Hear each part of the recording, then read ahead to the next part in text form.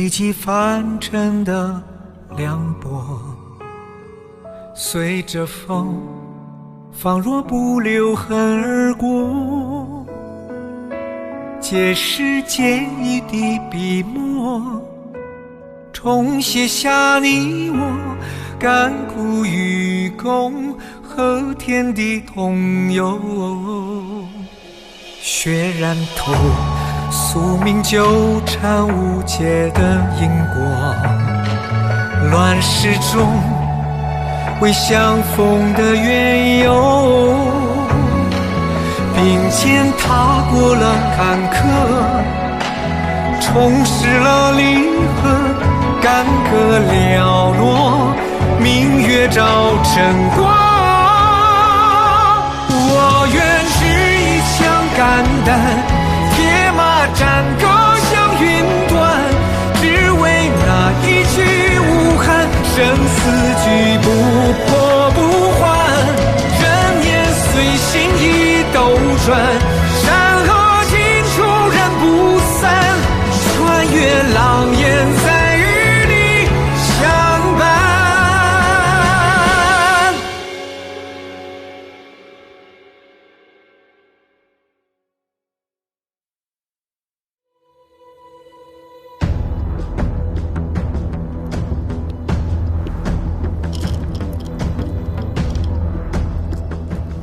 我很好奇，少君府里的那位婢女，究竟是何等的国色天香？惭愧，救人要紧，承让。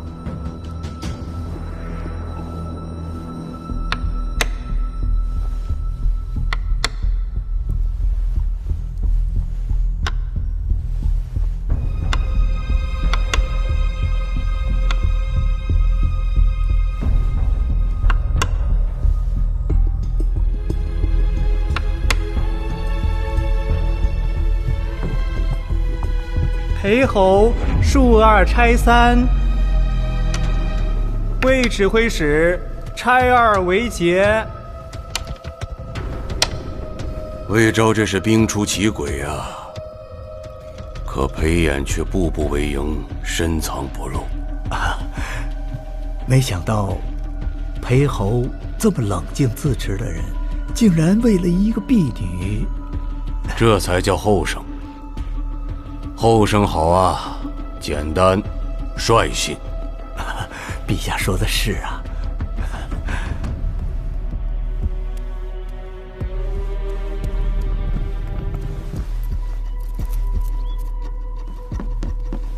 还没消息吗？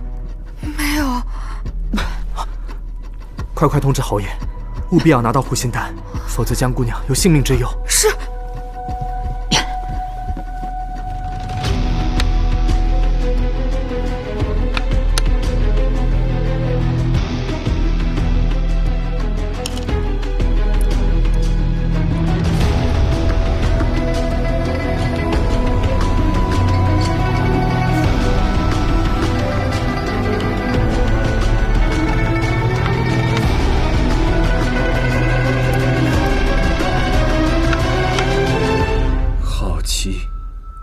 看来少君这事势在必得了。我也是遇强则强。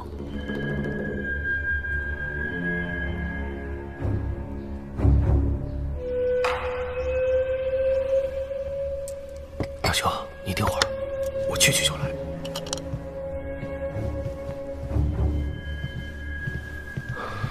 皇爷，剑鼎侯实力高超，魏指挥使万一输了，您真的忍心看着周夫人香消玉殒不成？那你说怎么办？小奴有一计。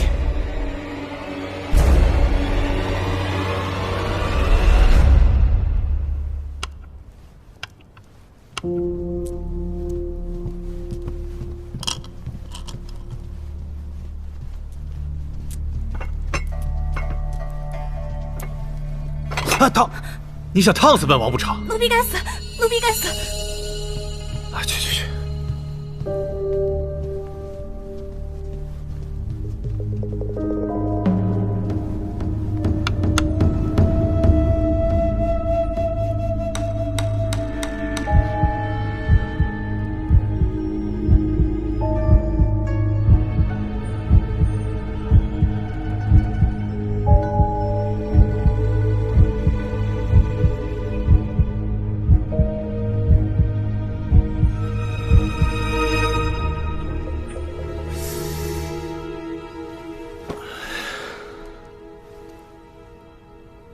承让。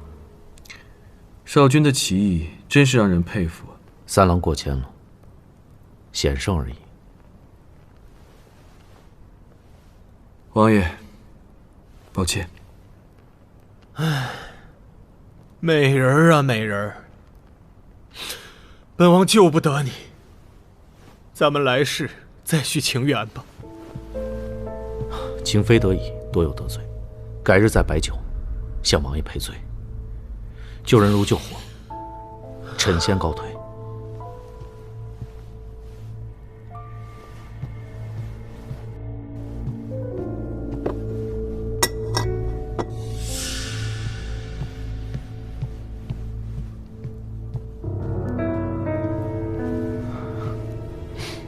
今日没能帮到王爷，改日我也摆酒，向王爷赔罪。三郎何出此言？本王还要感谢你，今日帮我下了一局好棋。三官，你这又打了什么鬼主意？大兄，你这就冤枉我了。我这点花花肠子算得了什么呀？天也不早了，阿离，我们回府库仓吧。是。你最近也不用当值了，休息几天。谢王爷恩典。国之三弟呀！太子殿下，臣明日还要当值，先告退了。三郎，请。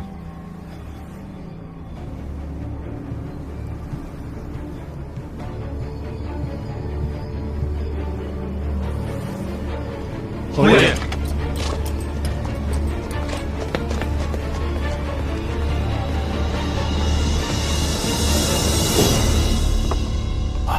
少主，阿离为何忽然换药？你还吩咐了他什么？我一妃传话，用周夫人引庄王求药啊。我是怕不稳妥，所以我多叮嘱了一句，不能让裴衍拿到护心丹。怎么了？阿离见棋局焦灼，主动向庄王献计。我见药已换过，便让裴衍赢了棋局。哎，你当真要和本王抢？来烫！你想烫死本王不成？奴婢该死，奴婢该死！阿离此举，只怕已经暴露。这是为何呀？阿离，我们回府库仓吧。你最近也不用当值了，休息几天。只怕引唐睿去愚公辞时，裴衍就起了疑。大殿上，他必已设法知会庄王不去，即刻让老贺通知阿离撤离。是。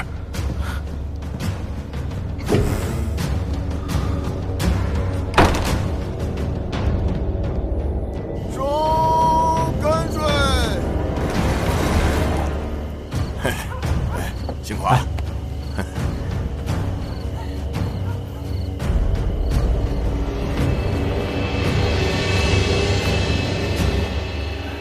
辛苦啊！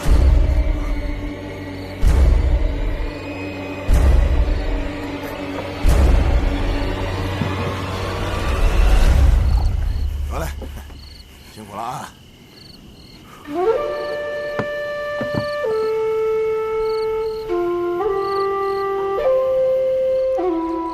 少主，请恕阿离此次抗命。阿离若还活着，必会牵连少主。阿离一定保佑少主早日为老城主。臣愿昭雪。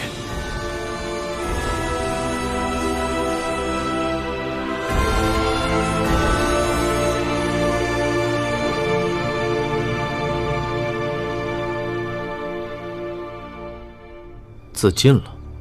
是，这究竟怎么回事？护心丹十分珍贵，陛下往往用来赏赐皇亲贵戚。家母2年前曾得过宫中赏药，只是家母体质虚寒，不宜服用护心丹，那枚丹药便一直未再动过。原来侯爷一开始就有解药。所谓求药，只是一个将刺客引出来的局。王爷是没有细作，引他出来。你当真要和本王抢？此计虽兵行险招，但对手谋划深远，连庄王身边都有那刺客的眼线。若不将他抓出来，只怕会更加危险。还好，庄王愿意配合我行事，引得阿离露出马脚。我已问过庄王，告诉他滕瑞想前往愚公祠中寻于大师手迹的，也是阿离。只可惜，我本想顺着这根藤，摸出他背后的瓜，没想到他竟有几分血性，竟然以死护主。属下查到，这阿离是3年前月落进献上来的奴隶。月落？难道这刺客是月落人？可他们为何这么做？当年月落战败，被责令进贡白银和奴隶，但他们这么多年，却未真正臣服于我大梁。两位两国交战多年，无暇他顾，才使月落有了喘息的机会。此事还需再查。是。昨晚情势瞬息万变，在这么短的时间，他就能反应过来，步步为营，心思缜密，是个可敬却又难缠的对手。他对滕瑞志在必得，滕瑞不可再留在使馆。希望江姑娘早点醒来，好让侯爷把那刺客缉捕归案。子民放心，2日前我已派人前往南陵找家母求药，今日便可取回。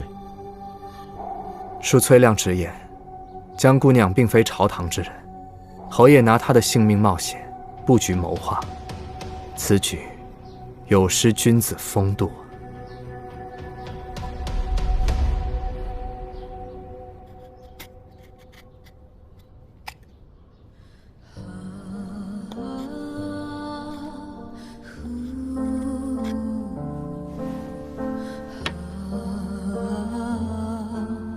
是我欠了你一命。少主，少主，都是我的错，我不应该画蛇添足。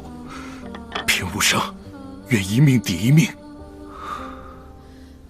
眼下正是用人之际，你要留着命，完成任务之后，才有资格谈死。是。这次是我败给了裴炎。少主已经及时通知了阿离撤离，舍生取义是他的选择，但这件事情都怪我。兵叔，起来吧。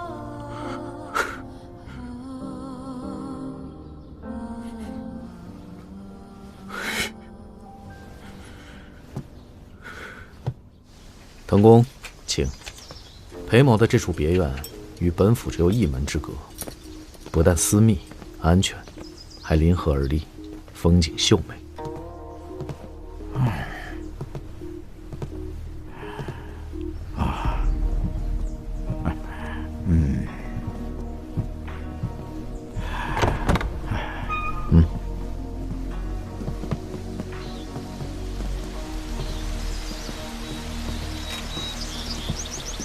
滕公若是不介意的话，不如就移居别院暂住，由长风卫负责滕公的安全。虽说是别院，但却别有洞天。好好好好好。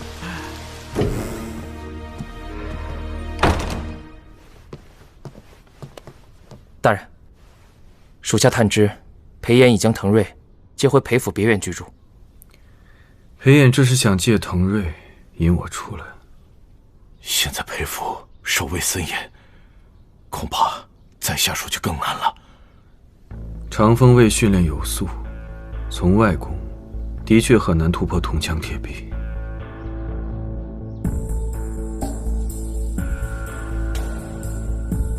裴炎不会不顾将死死活，盯住裴府。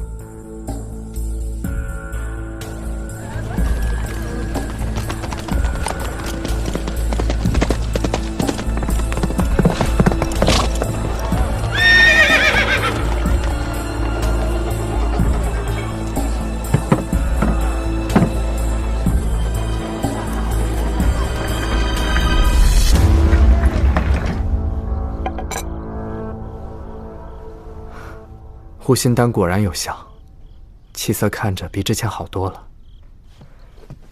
但我估计他没那么快能醒，侯爷不必在这守着。是我连累了他，今夜我就守在这里。子明，你几日未合眼，快回去休息吧。好，那我明早再过来看他。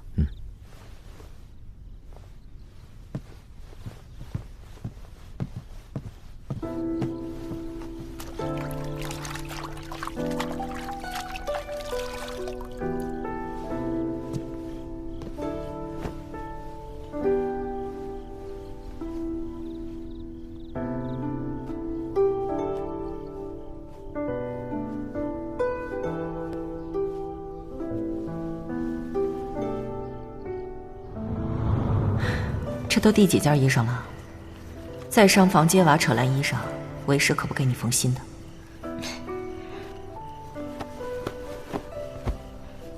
那我就穿师傅的，枕着师傅的袖子睡觉，多好。都多大了，还改不了这毛病？我就是改不了，我就要一辈子都守着师傅，护着师傅。傻孩子。师傅，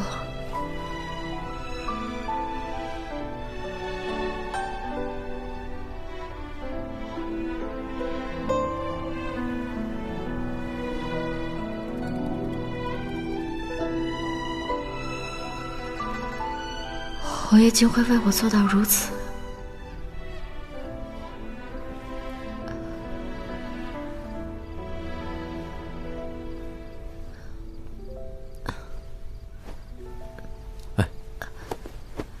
等等，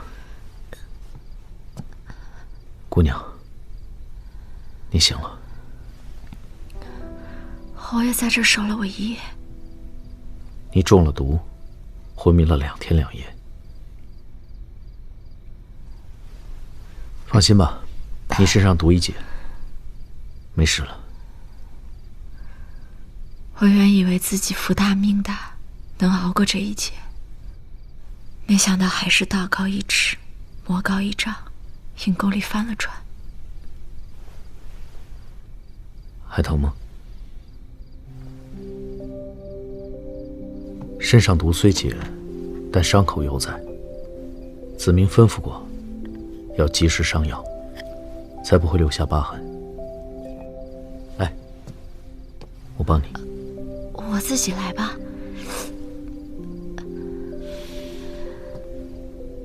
姑娘手有伤，还是我来吧。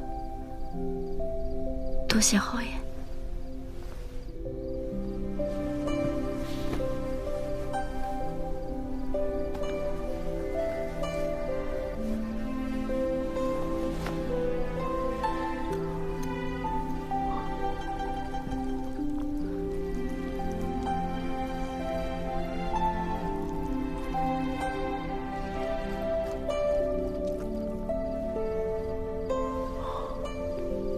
好了，那名刺客不置姑娘于死地，绝不罢休。姑娘就安心住在这里，在下保姑娘周全，不会让姑娘落入危险。多谢侯爷。这次侯爷救我，又用了什么名贵丹药？只要姑娘平安无事，其他的都不重要。这是侯爷第3次救我，我都会记得。江姑娘，其实……快救火！侯爷，马厩不知怎么着了火，踏雪受惊冲了出来，可他只认侯爷，兄弟们怎么也拉不住。侯爷，你快去吧，我没事。我去救救来。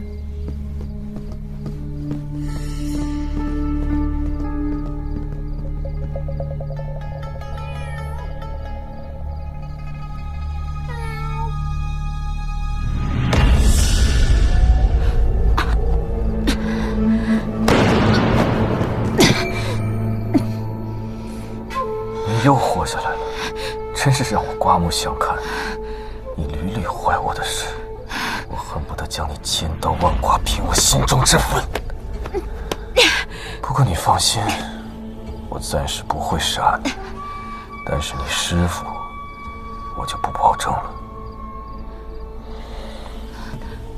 你甚少下山，不知江湖凶险，人心险恶，理应三思而后行，怎么如此不好好保护自己？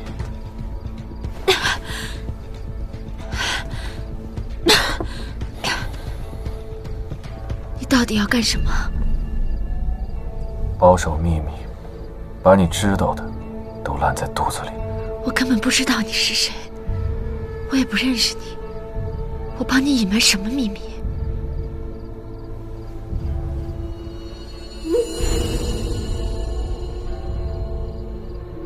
你果然记得。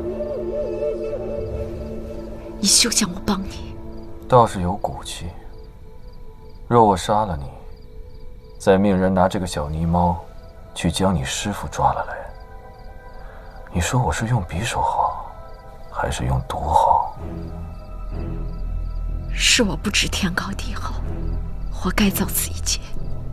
但你若敢动我师父分毫，天涯海角，我都跟你同归于尽。只要你答应我一件事，我不光不动你师父，还可以放了你。唐睿如今在裴府别院居住，我要你将他的一举一动汇报给我。不可能。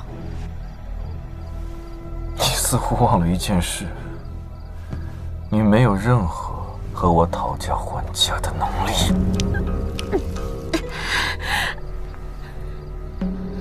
你还有你师父，在我眼中就如同这泥猫一样，是生是死，你自己选。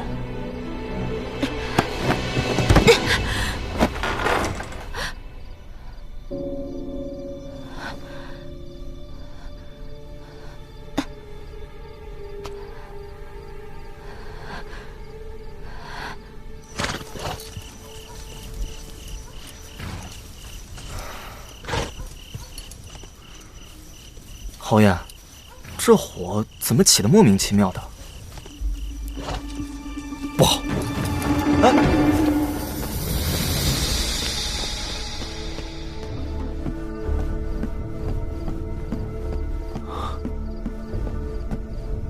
姑娘，没事吧？突然着火，吓了我一大跳。无妨，火已经灭了。话说，姑娘在中毒昏迷之前，有想起什么吗？我想起那刺客威胁我，说只要我想逃走，他就肯定能把我救出来。只是这个？我很害怕。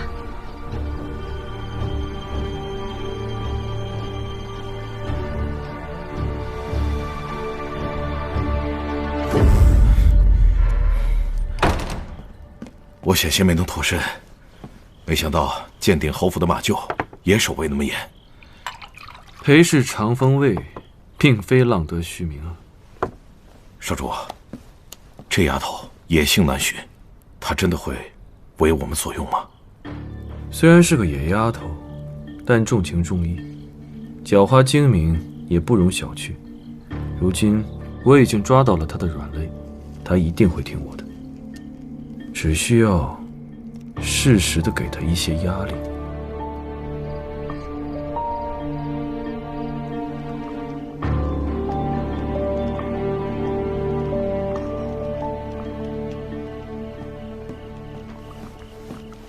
侯爷，已查明起火原因是马儿打架撞翻油灯，点着了草料。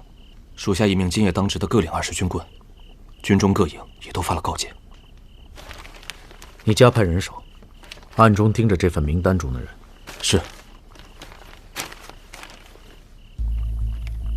这些都是朝中要臣，侯爷是怀疑刺客那晚和我交手，东躲西闪，似乎是很怕我从身法招式上认出他来。护心丹一事，他能在关键时候察觉我的布局，绝非宫外之人。这次侯爷为救江姑娘大费周章，还是想用她来引出刺客。昏迷前，他分明是想起了什么，如今却态度转变，其中必有隐情。看来宠必须得坐实，才好将她留在身边，慢慢打探。这江姑娘尚算是客，怎会甘愿违背？她虽倔强乖张，但心中柔软。她想报我的救命之恩，我便有机会。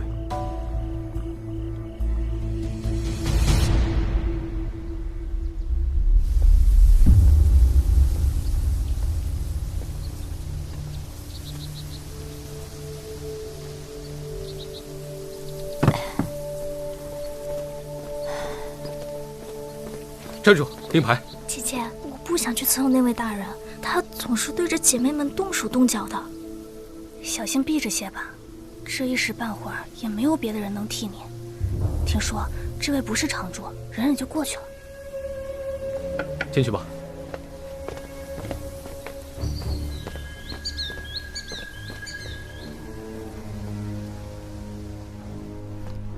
若我听那没脸猫的，岂不是助纣为虐？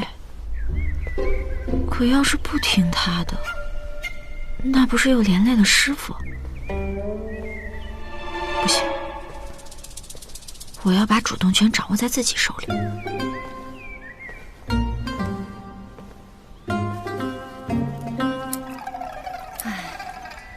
这主院的活都干不完，还得去别院伺候。这进出又查得这么严，烦都烦死了。哎，也不知怎么的，就请了这么尊大佛回来。哎，我看呐，自那江姑娘来，这府里啊就没清闲过。哎，我听说啊，侯爷为了这江姑娘，在御前都跟庄王爷打起来了啊！侯爷承认心悦于她，还求陛下成全呢。哎呦，那真不简单啊！往后这府里啊，估计是没有清闲日子了。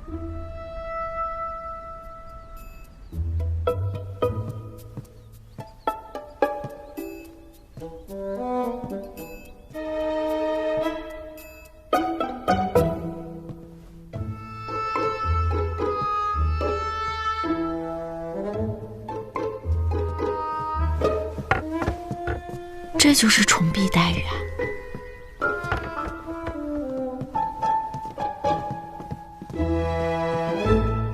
江姑娘，可还喜欢？喜欢，这值这么多银子，不喜欢可太浪费了。这都够提亲的了。江姑娘，侯爷，你让我先说。侯爷数次救我性命，我感激不已，也钦佩侯爷的盖世豪情。我给侯爷当牛做马，在所不辞。就是这以身相许，讲究的是两情相悦，纵使绫罗绸缎金银珠宝加身，强扭的瓜到底不甜。哦，江姑娘这是拒绝在下。侯爷是个好人，玉树临风，潇洒倜傥，肯定有好多小娘子喜欢你。江姑娘，你误会了，你数次救下腾公，又屡遭横祸，在下心中有愧，所以才想好好的答谢姑娘。那许是我中毒还未痊愈，伤了脑子，在这胡言乱语呢。侯爷切莫放在心上。那江姑娘可知举手无悔，说出的话又如何能收回呢？收不回就收不回呗，那总比含含糊糊的好。说的也是。江姑娘莫要见笑，在下只是和你戏言几句。其实在下的确有个不情之请。侯爷请说。接下来我所说之事，只有你知我知，切不可被第三人知晓。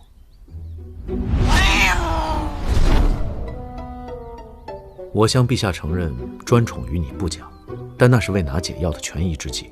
只是如此一来，从今往后，我们在旁人面前的确得做一做戏，否则被人看破，你我都犯了欺君之罪。欺君？欺君之罪，那你是不是要掉脑袋？姑娘不担心你自己吗？我大不了就跑呗。我师傅都说了，我就是条泥鳅，天下那么大，抓条泥鳅哪那么容易？不过我当然知道，现在不能跑。在下想请姑娘扮成我的婢女。扮婢女？我知道姑娘是无辜被卷进此事，但若我说出你是证人，曾见过刺客，朝中势必会追查全盘始末，包括刺客有何特征，甚至追查姑娘的来历。再者，那名刺客神出鬼没，揽月楼一事，的确让我心有余悸。在未找到刺客之前，还请姑娘听我命令行事。也好，如果我跟着侯爷，也好帮他防着点。那这戏要怎么做？人前你需视我为主君，还要委屈江姑娘学学府中婢女的基本礼仪。做婢女应该能去别院，等我应付完那没脸猫，就把小泥猫拿回来。好，那就这么说定了。从今日起，我就是侯爷的婢女。若姑娘明白，那从现在开始就要改自称了。这么快？自然。那奴婢知道了，还请侯爷放心。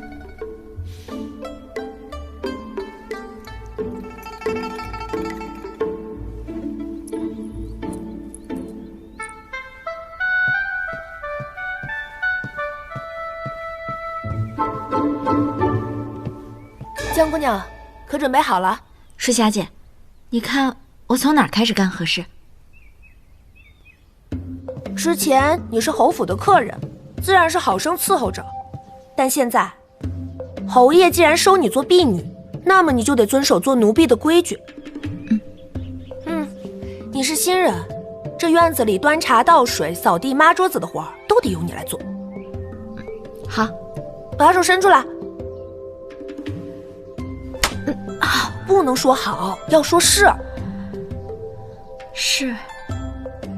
这还差不多。唉，这做探子还得要有信念感。腰，抬那么高干嘛？头，不能比我抬得高。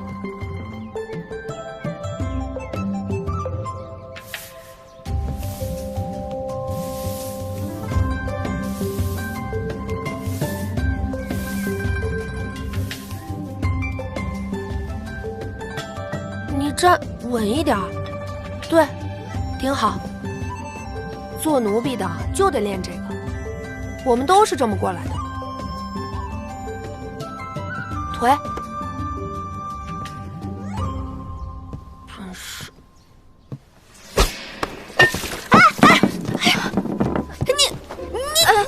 对不起，对不起，对不起，你别碰我！对不起，你赶紧自己再练2个时辰。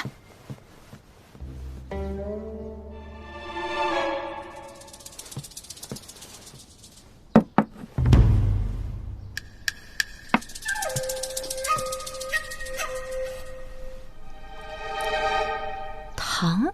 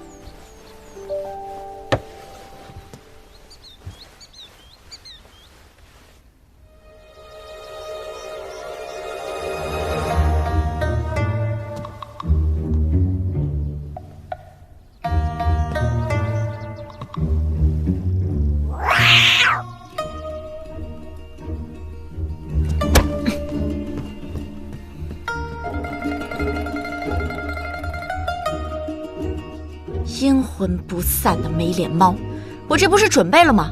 谁还能一口吃成个胖子？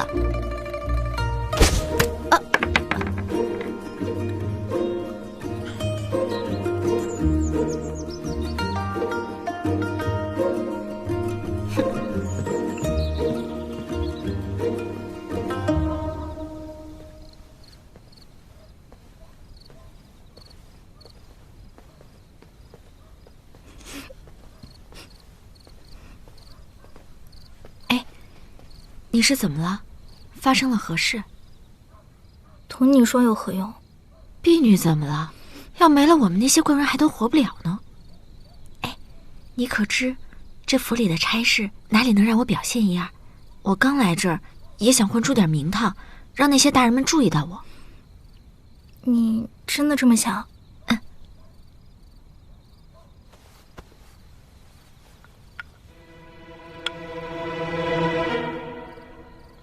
你听说了吧？别院里新住进来一位贵客，我最近刚好身体不适。好吧，那谢谢你。那位大人不好伺候，你自己得多机灵点。我知道了。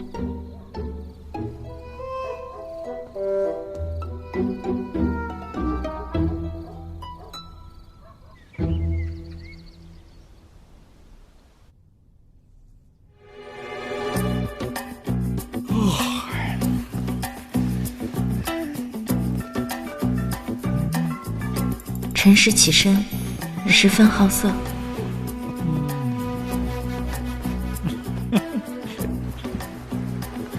什么乱七八糟的，撤下去！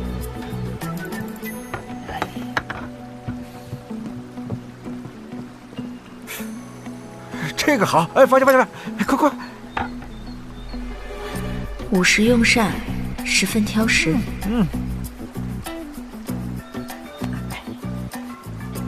老夫来啦！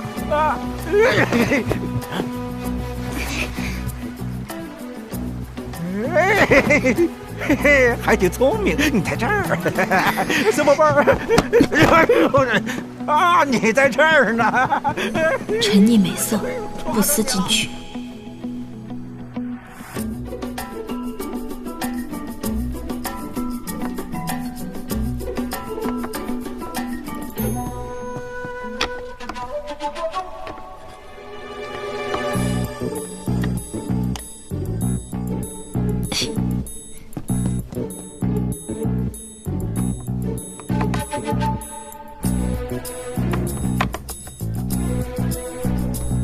且替你好好清清肠胃。快！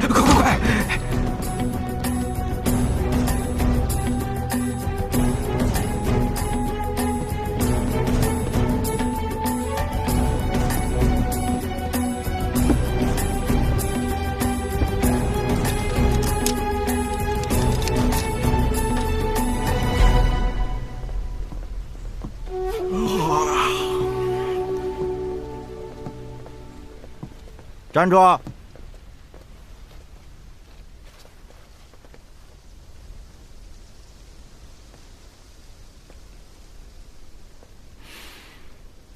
是你？大人认错人了。我不可能认错人的，就是你。那晚，就是你救了老夫的命。你看，我没说错吧？啊，我就说怎么可能认错人呢？哎呀，不愧是鉴定侯府啊，连个小小的婢女都如此之聪慧。你们都下去吧。说实话，老夫一直想当面感谢姑娘的救命之恩呐。啊，大人不必客气，都是举手之劳。哎，哪里话？你此番救下了老夫的命，亦是救了魏国，而且老夫暂居府上，多有叨扰。这样，老夫做东也要好好谢谢裴侯，姑娘也要赏光，好吧？啊，就这样定了。哎呀，真是太巧了。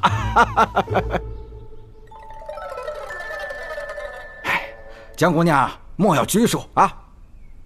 对了，裴豪，那晚若不是你及时赶到的话，滕某的命就要交代给那个刺客了啊！一杯薄酒，仅表谢意。滕公客气，请。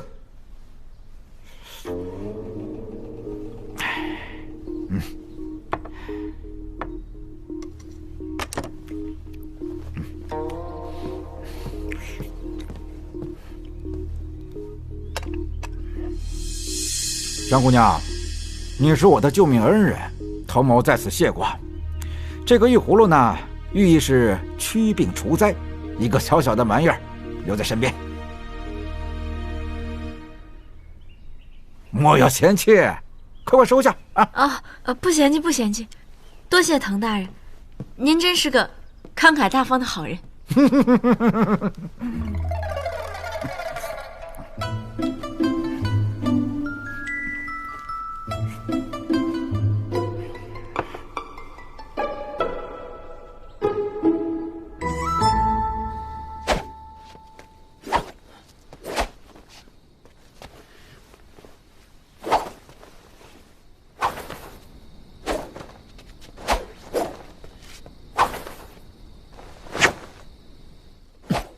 侯爷怎么刚赴完宴就练剑啊？说是消食。啊？怎么了？啊，侯爷，奴婢手抖了，您继续。今日就到这儿吧。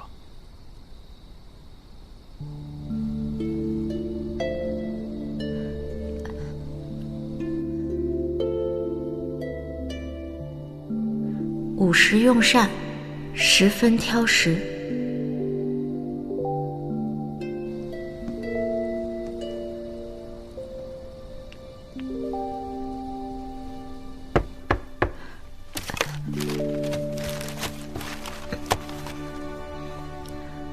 进来吧，侯爷。姑娘无需多礼。你被铜盆砸到了脚，还疼吗？多谢侯爷挂心，我已经无碍了。姑娘这是……哦，我闲来无事就喜欢写写画画。哦，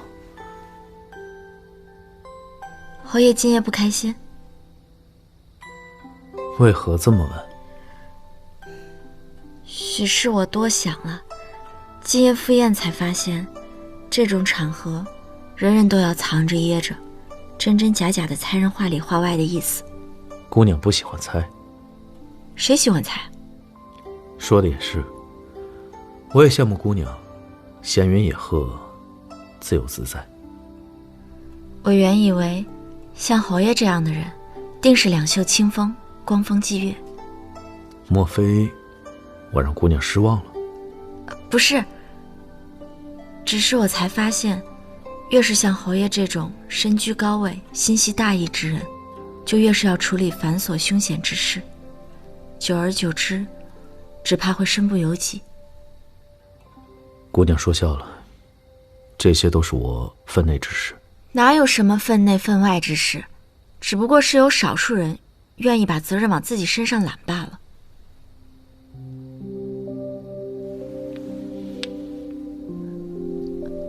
侯爷。啊，时候不早了，早些歇歇吧。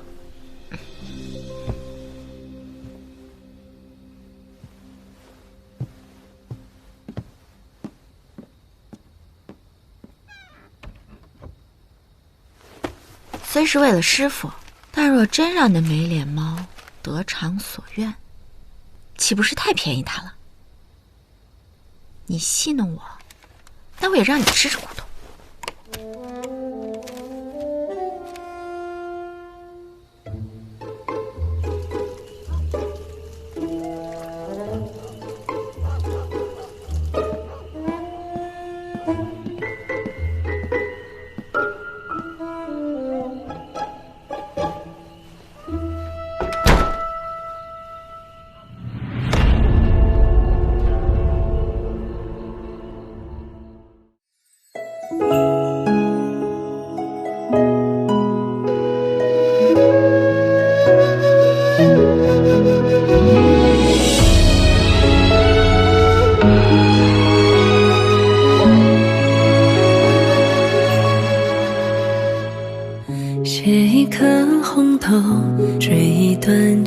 思于心间。花开如尘缘，深情难退却，总相恋。这一味之缘，随清风摇尽如寒年。有梦共婵娟，一生一经年，仍并肩。情之所钟，日升月落，念念不忘你的轮廓。两心互照，长相厮守，迢迢如水，爱恨悠悠。只愿君心天长地久，隐隐青山蓦然回首，两尺如昨，执子之手，相守光阴中，念念不休。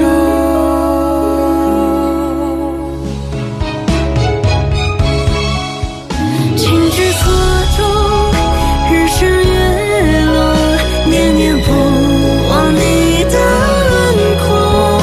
两心互照，长相厮守，迢迢如水，爱恨悠悠。只愿君心天长地久，隐隐青山蓦然回首，两尺如昨，执子之手，相守